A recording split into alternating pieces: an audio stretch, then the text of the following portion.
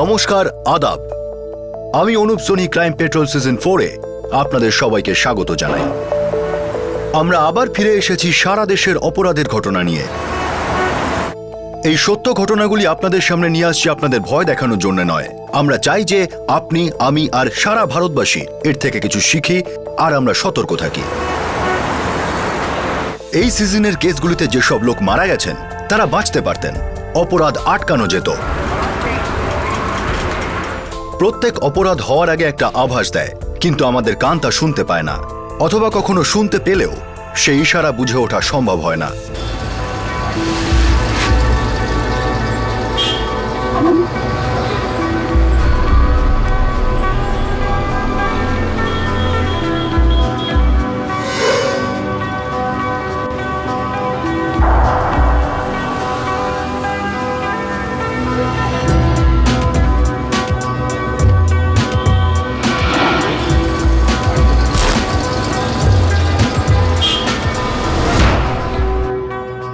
একরকম দৃষ্টি যাকে প্রত্যেকটা মহিলা, প্রত্যেকটি মেয়ে চেনে।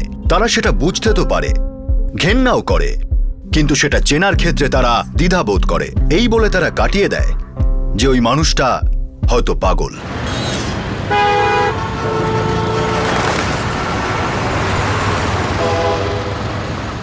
8ই মার্চ 2011, নিউ দিল্লি। দিল্লির চটওয়াল পরিবার প্রতিদিনের মতোই সকালবেলায় ব্যস্ততায় পরিপূর্ণ ছিল। রোহিত,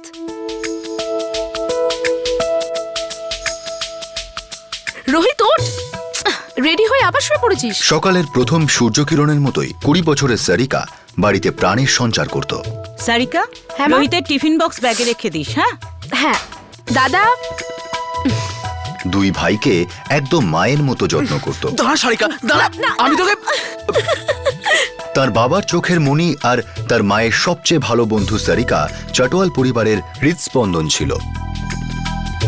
সারিকা তার এই রুটিন কমপ্লিট করে তবেই কলেজ যেত। ওকে বাবা, বাই বাই। বাই মামুনি। সন্ধ্যাবেলা দেখা হচ্ছে। বাই মা। বাই সোনা। 8ই মার্চ 2011, আন্তর্জাতিক মহিলা দিবস ছিল। সারিকা তার পরিবারকে বিদায় জানিয়ে সে কলেজের উদ্দেশ্যে রওনা দেয়। সেই দিনই সারিকাকে তার জীবনকেও বিদায় জানাতে হয়েছিল।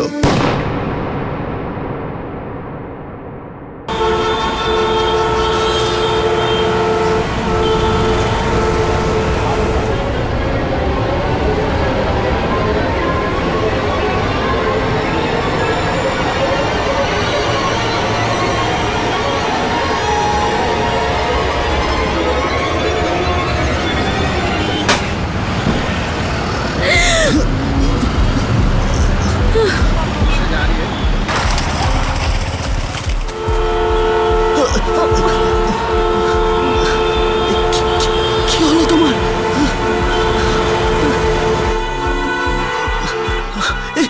ওঠো।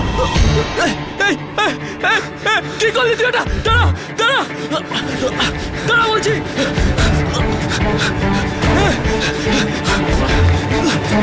কোথাও পালাবি না, দাঁড়া, দাঁড়া বলছি।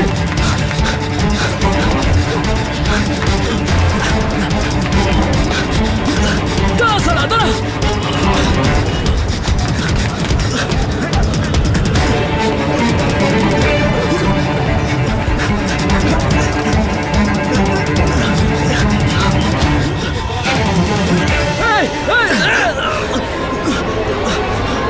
Damn it!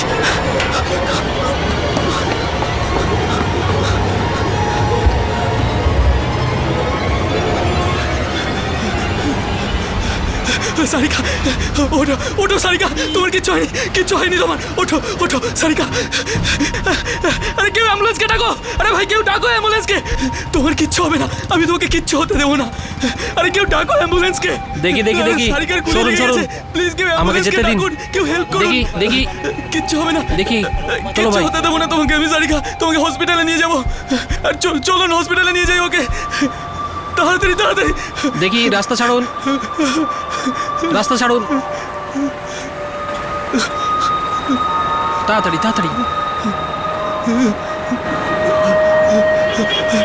সাবধানে।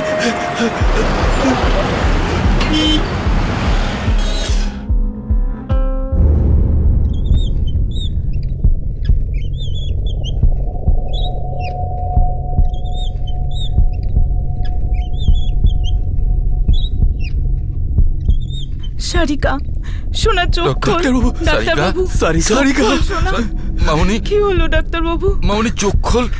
একটু মিস্টার দেখুন চাটওয়াল, না। I am sorry, she is no more.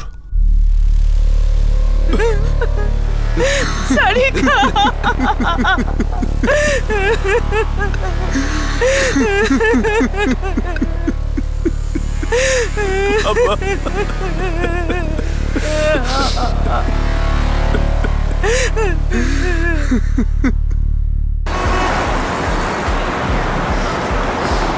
সারিকার college এখান থেকে মাত্র 2 মিনিটের দূরত্বের। এই রকম সুরক্ষিত স্থানেও সারিকাকে প্রকাশ্য দিবালোকে হত্যা করা হয়। শুধু সারিকার পরিবারই নয়, বরং গোটা দিল্লি এই ঘটনায় চমকে গিয়েছিল।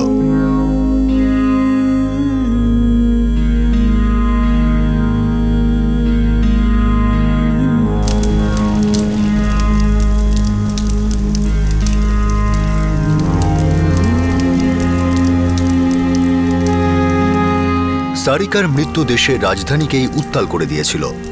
রাস্তা জুড়ে বিক্ষোভ শুরু হয়েছিল।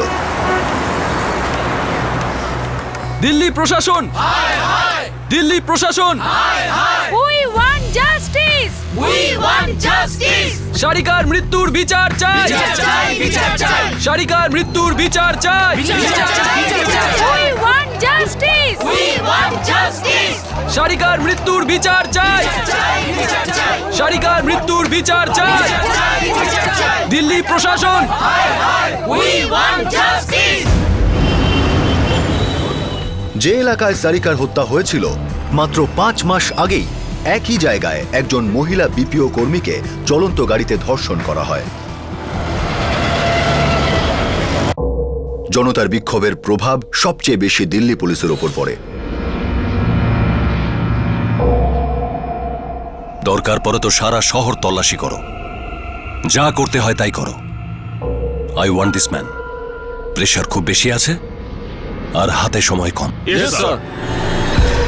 দিল্লি পুলিশের সবথেকে দক্ষ অফিসার এবং কনস্টেবলদের নিয়ে কয়েকটা টিম তৈরি করা হয়।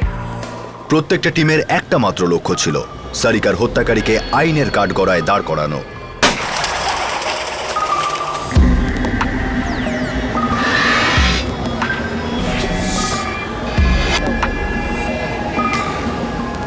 ঘটনাস্থলে পৌঁছে দিল্লি পুলিশ তাদের তদন্ত শুরু করে।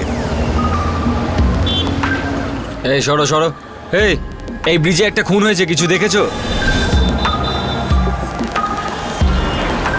তুমি কিছু দেখেছো? এই ব্রিজে একটা খুন হয়েছে। আপনি কি এই বিষয়ে কিছু বলতে পারবেন? কে ছিল?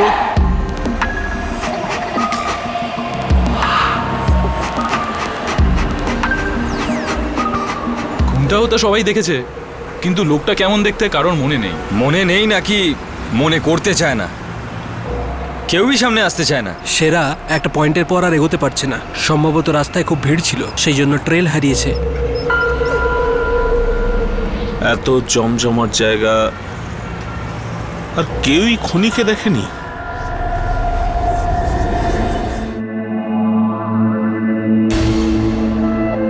সব যেমন ছিল তেমনই আছে। ও কিছুই নিয়ে যায়নি, ব্যাস গুলি করেছে আর পালিয়েছে।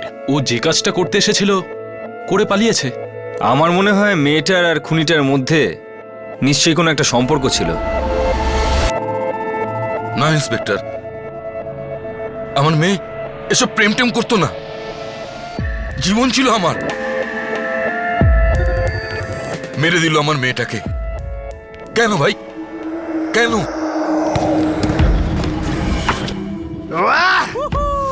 না স্যার, স্টুডেন্ট ছিল না, আমাদের কলেজের তো নয়। আর যদি আমাদের কলেজের হতো তো চিন্তামি। আর সারিকার সঙ্গে তো কারো কোনো প্রবলেমই ছিল না, খুব ফ্রেন্ডলি ছিল, কারোর সঙ্গে ঝগড়াও ছিল না। ওকে দেখতে কেমন ছিল? ফেসটা ভালো করে দেখতে পাইনি, শুধু ও পালানোর সময় পেছন থেকে দেখেছিলাম। আমি ওকে চেজও করেছিলাম। পিছন থেকে? কিছু তো বলতে পারবে। অবশ্যই চেষ্টা করবো স্যার।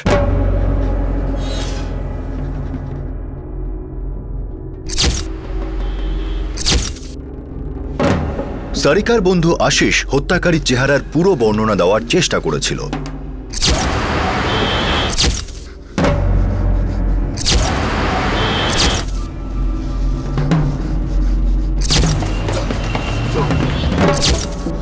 অনেক পরিশ্রমের পর একটা অবয়ব তৈরি হয়, যদিও পরিষ্কার নয়, তবু একটা ছবি তো হলো।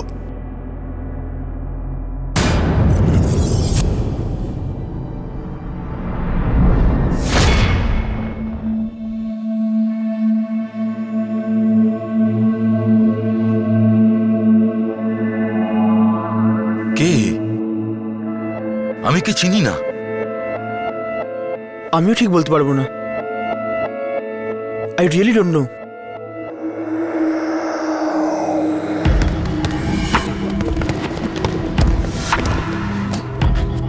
ম্যাডাম, একে কি আপনি চেনেন? না স্যার। একটু মন দিয়ে দেখুন, দেখেছেন হয়তো এখানে কোথাও। সারিকার কলেজের সমস্ত বন্ধুরা বলল যে তারা এই ব্যক্তিকে আগে কোথাও কখনো দেখেনি।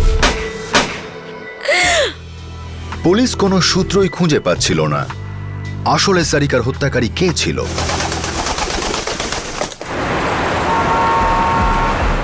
পুলিশ প্রায় একটা ব্লাইন্ড লেনের শেষে পৌঁছে গিয়েছিল, কিন্তু না কোনো হত্যার কারণ জানা যাচ্ছিল আর না হত্যাকারীর ব্যাপারে কিছু জানা যাচ্ছিল। তাহলে কি সারিকাকে ভুল করে মারা হয়েছিল, নাকি এটা একটা ব্লাইন্ড শুটিং এর কেস ছিল যেখানে বন্দুকধারীর এটুকুও জানা ছিল না যে সে কাকে মারছে? শহরের ছোট বড় দাগী আসামিদের রাউন্ড আপ শুরু হয়ে গিয়েছিল। পুলিশ এসব অপরাধীদের জিজ্ঞাসাবাদ শুরু করে। কমপক্ষে 100 জনেরও বেশি ইউনিভার্সিটি কলেজের স্টুডেন্টদের জিজ্ঞাসাবাদ করা হয়। এর মধ্যে ডে স্কলার্স আর হস্টেলের আবাসিক ছাত্ররাও সামিল ছিল। কিন্তু এই সব চেষ্টার পরেও কোনো সাক্ষ্য প্রমাণ পাওয়া যাচ্ছিল না।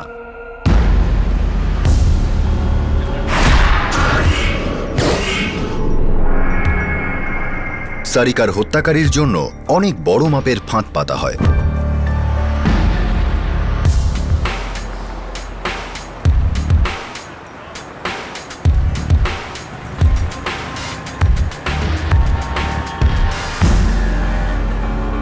ওং নমো ভগবতে বাসুদেবায় নমঃ স্বাহা।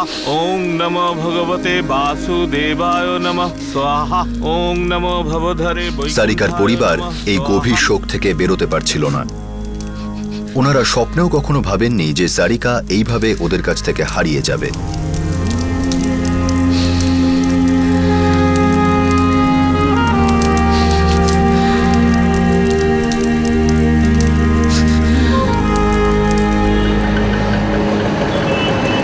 ভারতের সবকটি বড় শহরের ছাত্রীরা এইভাবে নির্ভয়ে চলাফেরা করে, আর সমীক্ষা বলছে ছাত্রীদের উপর হওয়া অপরাধ দিনে দিনে বাড়ছে। এর মধ্যে অজ্ঞাত হত্যাকারীদের হাতে যুবতীদের হত্যা দিনে দিনে বেড়েই চলেছে। এটা একটা গভীর চিন্তার কারণও হয়ে দাঁড়িয়েছে। দিল্লি পুলিশের সন্দেহ ছিল সারিকা এমন কিছু জানতো যেটাকে সে ধর্তব্যের মধ্যেই রাখেনি। দ্বিতীয় সন্দেহ এটাই ছিল যে হয়তো সারিকা তার হত্যাকারীকে চিনত।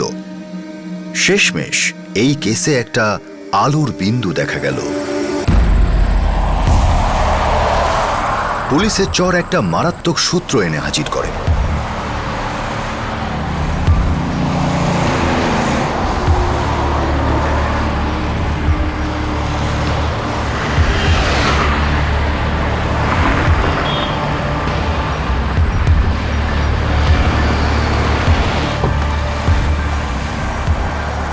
নমস্কার স্যার।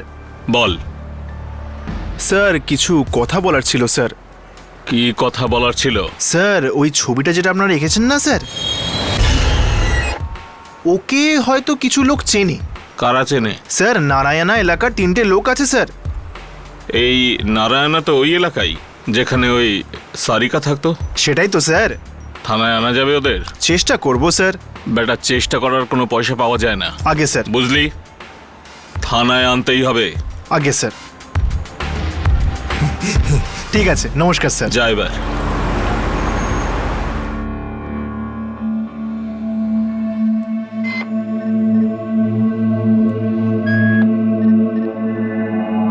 স্যার, কয়েক বছর আগে আমরা একজনকে পিটিয়েছিলাম। তো না মানে কিছু না, আমার মনে হচ্ছে সে এটাই, শ্যাম সিং।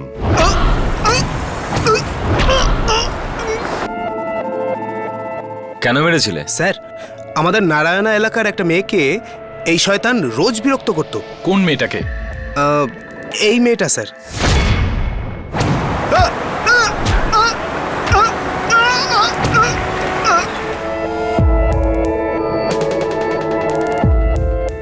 কবেকার কথা এটা? 3-4 বছর আগেকার কথা।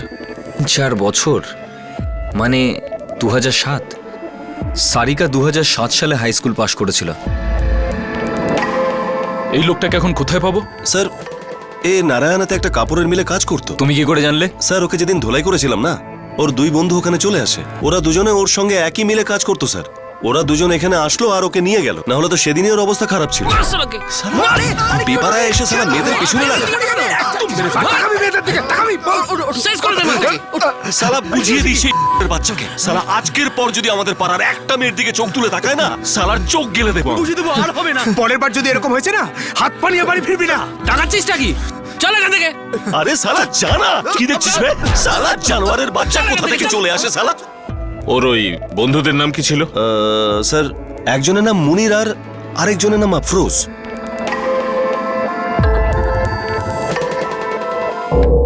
আমি তো এই কথাটা প্রথমবার শুনছি। একবার নয়, এই সামসিং লোকটা দুবার মার খেয়েছে, আর তাও আপনার পাড়ার লোকের কাছে, আর আপনি জানেনই না। না, সারিকা আমাদের কখনো কিছু বলেনি। যদি আমাদের এটা বলতো তাহলে আমরা পুলিশকে তো জানাতাম না। এই লোকটাকে তো আমি... এই যে লোকটা শামসিং কে? এই পাশের একটা মিলে কাজ করতো। এখন কোথায়? এখনের খবর নেই, তবে খুব তাড়াতাড়ি ওর খবর পেয়ে যাব।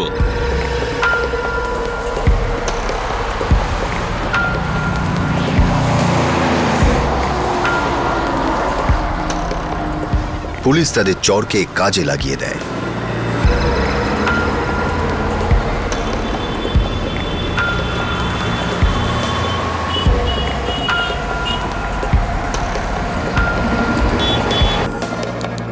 স্যার শ্যাম সিংকে 2007-এ ওই ঘটনাটার পর ফ্যাক্টরির মালিক ওকে চাকরি থেকে বের করে দেয়। এখনো কোথায় আছে, কি করছে কিছু জানি না। হ্যাঁ, কিন্তু ওর দুই বন্ধু... কারা? মনির আর আফরোজ?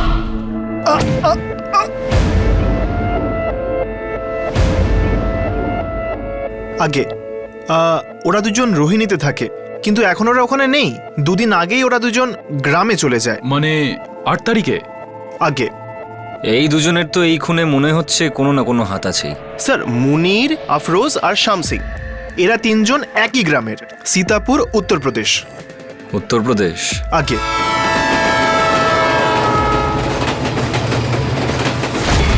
দিল্লি পুলিশ উত্তরপ্রদেশে গিয়ে হাজির হয় সীতাপুরে মুনির আর আফরোজকে খোঁজার জন্যে।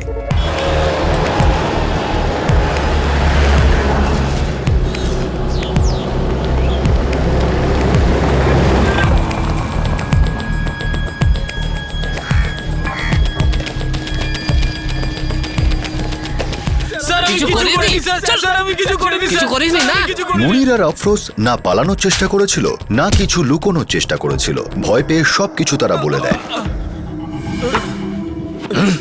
চল সালা। স্যার শ্যাম সিং ওই মেয়েটাকে খুন করেছে স্যার। কি করে জানলি? ও নিজেই আমাদের বলেছিল। কখন? খুন করার ঠিক পরেই।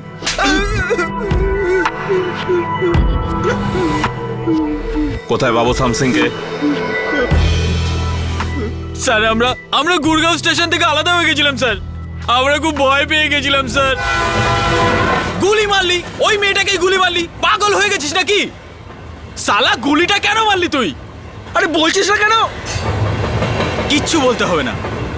না আমাদের কিছু বলার আছে, না কিছু শোনার আছে। সালা নিজে তো মরবেই, আমাদেরকে নিয়েও মরবে। ঠিক বলেছিস, অনেক সহ্য করেছে ওকে। বন্ধুত্বের নিকুচি করেছে। তুই তোর রাস্তায় যা, আমরা আমাদের রাস্তায়। আরে ভাই, আমাকে ছেড়ে যাস না। দেখ শ্যাম সিং, খুনটা তুই করেছিস। তোর জন্য আমরা কেন ফাঁসিতে চড়বো? সালা এর সঙ্গে 2 মিনিট থাকাও উচিত নয়। পাগল হয়ে গেছে, পাগল। হ্যাঁ চল ভাই। আরে দাঁড়া ভাই,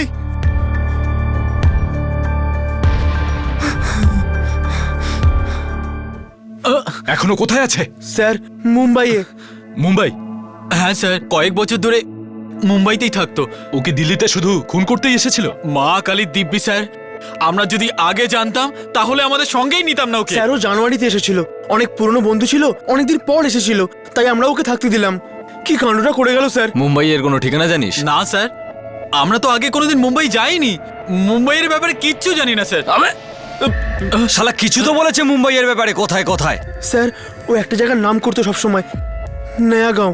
ওখানে কি নয়াগাঁও বলে কোনো জায়গা আছে?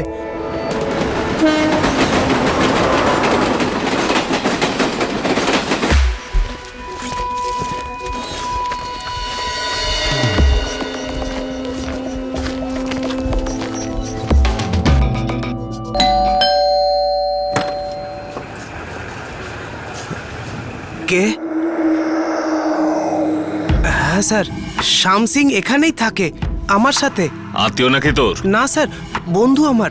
কি হয়েছে স্যার? কোথায় পাবো তোর এই বন্ধুকে? বলেনি স্যার, 1 মাস আগে যে গেল তারপর থেকে এখন অবধি কোনো খবর নেই স্যার। কিন্তু কাল রাত্রিরেও আমাকে ফোন করেছিল স্যার। কি বলছিল? বলল মোড়ের মাথায় যে এভারেস্ট রেস্টুরেন্টটা আছে ওখানে সকাল 11টায় থাকতে।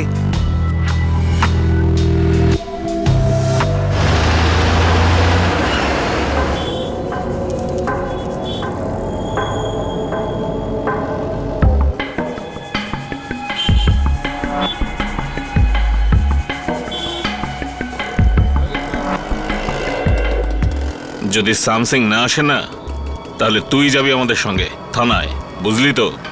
স্যার শ্যাম সিং যা বলল আমি আপনাকে তাই বললাম। ও যদি না আসে তাতে আমার কি দোষ স্যার? আমি তো জানি না কি হয়েছে আর কি হয়নি। আমার যেতে দিন স্যার।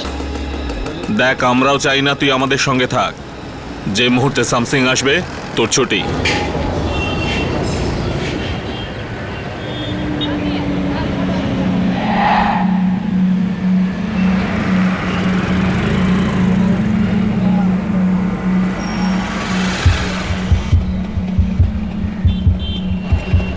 স্যার ওই যে শ্যাম সিং। ওইটা? হ্যাঁ স্যার। ব্যাস, তুই চুপচাপ দাঁড়িয়ে থাক, একদম চুপ।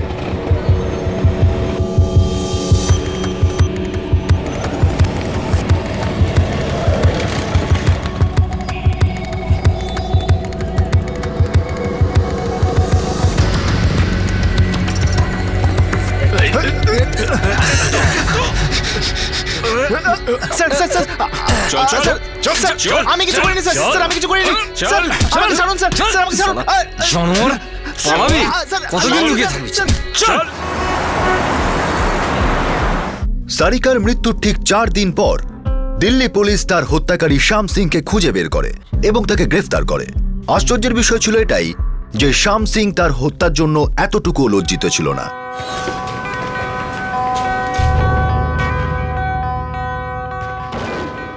অপরাধীকে দেখে সারিকার পরিবারের সেই প্রতিক্রিয়ায় ছিল যা স্কেচ দেখে হয়েছিল। ওনারা ওই ব্যক্তিকে আগে কখনোই দেখেননি।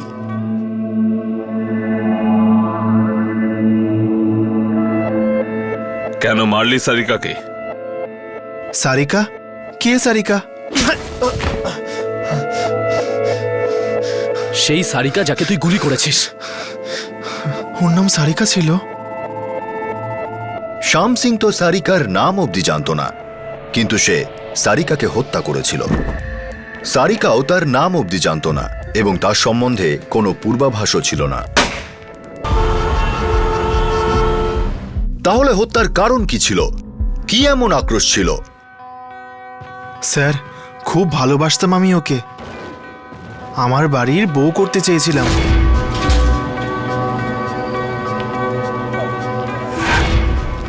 আমার ওকে খুব ভালো লাগতো, খুব সুন্দর ছিল।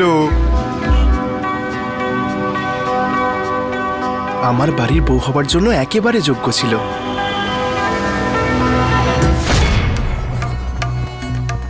সারিকা শ্যাম সিং এর বিকৃত দৃষ্টির প্রথম শিকার ছিল না। নিজের গ্রামেও শ্যাম সিং তার বিকৃত দৃষ্টির জন্য কুখ্যাত ছিল।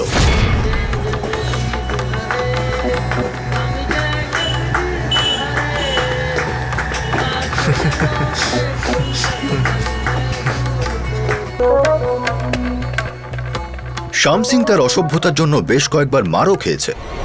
স্যার মেয়েদের পিছনে মেয়েদের পেছনে লাগা। মারবো না। শালা। ওকে গ্রাম থেকে বহিষ্কার করা হয়েছিল। 2007-এ সে তার বন্ধু আফরোজ আর মুনিরের সাথে কাজের সন্ধানে দিল্লি আসে। যে রেডিমেড পোশাকের ফ্যাক্টরিতে শ্যাম সিং কাজ করত সেই ফ্যাক্টরি সারিকার বাড়ির খুব কাছেই ছিল। স্যার, আমি তো বাস রোজ চুপচাপ দেখতাম ওকে। জানি না আমার ওপরও কেন এত রেগেছিল।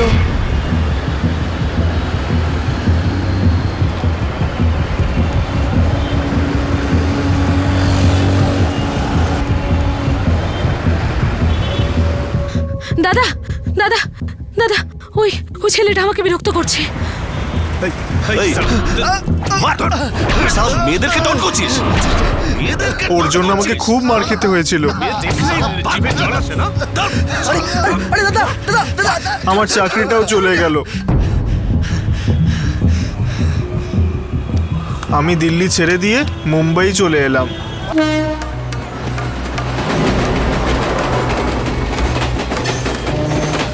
কিন্তু মুম্বাইতেও আমার ওর কথা খুব মনে পড়তো।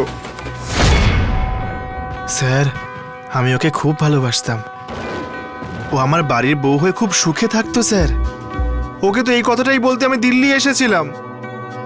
1 মাস ধরে তো সুযোগ খুঁজছিলাম আমি, কিন্তু যখন সুযোগ এলো তখন আমার কথা মানতেই রাজি ছিল না স্যার।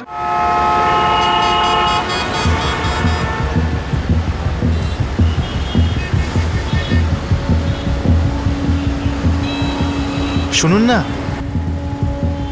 আমার কিছু কথা বলার আছে আপনার সঙ্গে। আরে ভয় পাবেন না, কিচ্ছু করবো না আপনাকে।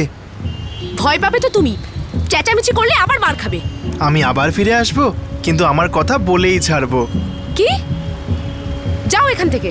আরে শুনুন না, আপনিও আপনার মনের কথাটা বলে দিন না। আমিও জানি যে আপনিও আমাকে খুব ভালোবাসেন। আপনি আমার, আমি আপনাকে মুম্বাই নিয়ে যাওয়ার জন্য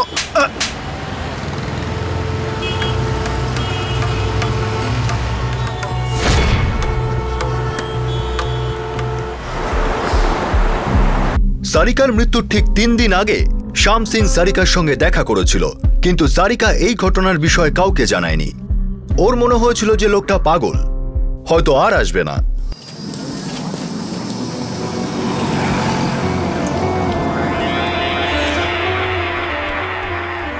শাম, খাবারটা খেয়ে নে। শ্যাম সিং প্রচন্ড রেগে গিয়েছিল। সারিকার উপর বদলা নেওয়ার জন্য সে ব্যগ্র হয়ে উঠেছিল। আমি ওই মেয়েটাকে শিক্ষা দিতে চেয়েছিলাম। আমি 2000 টাকা দিয়ে গুরগাঁও থেকে একটা বন্দুক কিনি।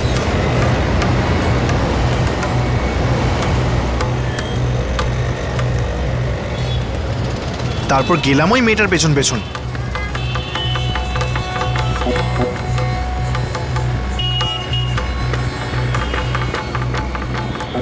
কিন্তু ঠিক সুযোগটাই পাচ্ছিলাম না।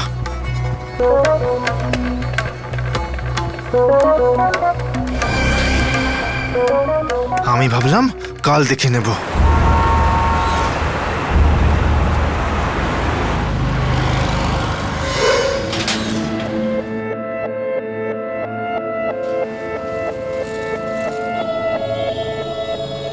পরের দিন আমি ওর বাড়ি থেকেই ওর পিছু নেওয়া শুরু করি।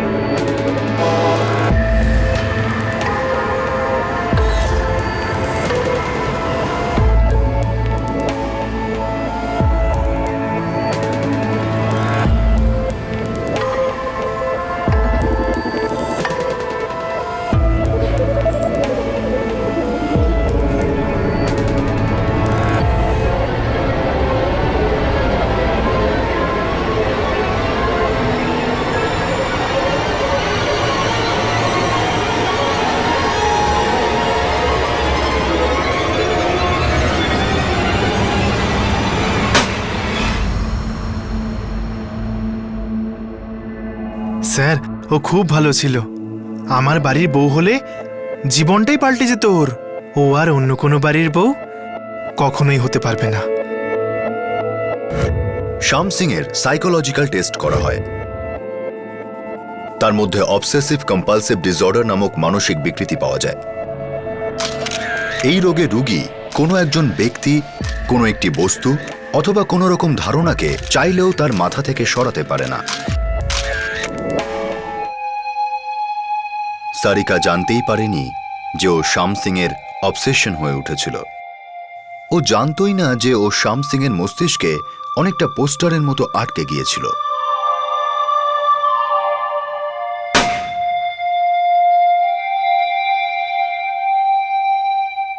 ভিড়ের মধ্যে একজন রোড সাইড রোমিও আর একজন অবসেসিভ রোগগ্রস্ত মানুষের দৃষ্টির মধ্যে পার্থক্য করা সহজ নয়, কিন্তু ওই দৃষ্টির বিষয়ে পূর্বাভাস থাকা অবশ্যই প্রয়োজন। এই ধরনের হ্যারাসমেন্ট ইগনোর করা একেবারেই উচিত নয়। যদি ইনটিউশন বলে যে কিছু গন্ডগোল আছে, তাহলে তৎক্ষণাৎ পরিবারকে, পুলিশকে অথবা আধিকারিকদের জানানো উচিত। সব সময় সতর্ক থাকুন, কেননা প্রত্যেকটি দৃষ্টি কিছু বলে। অপরাধের কাহিনী আমাদের হতবাক করে দেয়, স্তব্ধ করে দেয়। আমাদের সকলের মুখে একটাই কথা থাকে, এটা হওয়া উচিত ছিল না। কিন্তু প্রত্যেক অপরাধী আভাস দেয়, একটু সতর্ক থাকুন, প্রাণ বাঁচতে পারে। আবার দেখা হবে। জয় হিন্দ।